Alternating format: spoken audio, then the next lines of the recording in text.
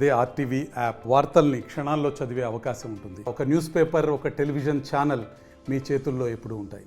రైతుల కోసం ఐక్య కార్యాచరణ సమితి ధర్నా చేపట్టింది. రైతాంగానికి 2 లక్షల రుణమాఫీ కావాలని చెప్పి ఆందోళనకు పిలుపునిచ్చిన నేపథ్యంలో మొన్న 24వ తారీఖు నాడు రైతులు మహా ధర్నా నిర్వహించారు. సుమారు 10,000 మందితో రైతులైతే ధర్నా నిర్వహించిన నేపథ్యంలో పూర్తి స్థాయిలో అన్ని పార్టీలు మద్దతు తెలుపుతున్నామని చెప్పి మద్దతు తెలిపాయి. అయితే ఆ మద్దతు తెలిపిన నేపథ్యంలో పూర్తిగా కాంగ్రెస్ పార్టీ 2 లక్షల రుణమాఫీ చేయలేదని చెప్పిన నేపథ్యంలో బీజేపీ, బీఆర్ఎస్ పార్టీలు మద్దతు తెలిపాయి. అందులో భాగంగా పూర్తిగా ఏదైతే రైతుల కోసం 2 లక్షల రూపాయల రుణమాఫీ చేయాలి, అదేవిధంగా రైతు భరోసా పథకాన్ని రైతులకు వర్తింపజేయాలి, త్వరలోనే వారందరికీ కూడా విడుదల చేయాలని చెప్పి డిమాండ్ చేస్తూ ధర్నా చేపట్టిన నేపథ్యంలో ధర్నా పూర్తిగా రైతుల చేతుల నుండి రాజకీయ నేతల దగ్గరికి వెళ్ళిపోయిందని చెప్పి వాదనలు వినిపిస్తున్నాయి. మొత్తంగా చూసుకోవచ్చు, రాజకీయ పార్టీలు మద్దతు చెప్పినప్పుడే పూర్తిగా ఆ ధర్నా పూర్తిగా రాజకీయ నాయకుల చేతిలోకి వెళ్ళిపోయిందని చెప్పి ఆరోపణలు వినిపిస్తున్నాయి.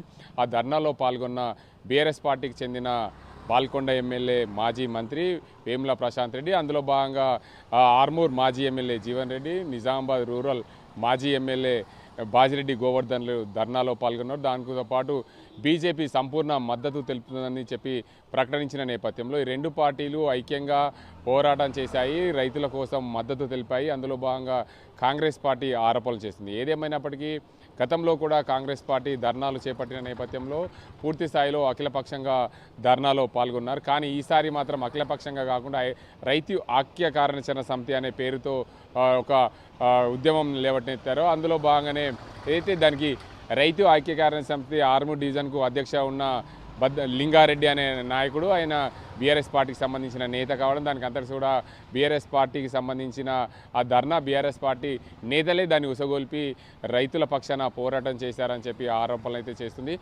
ఏది ఏమైనప్పటికీ కాంగ్రెస్ పార్టీ పూర్తి స్థాయిలో రైతాంగానికి 2 లక్షల రుణమాఫీ చేసే వరకు పోరాటం చేస్తాం.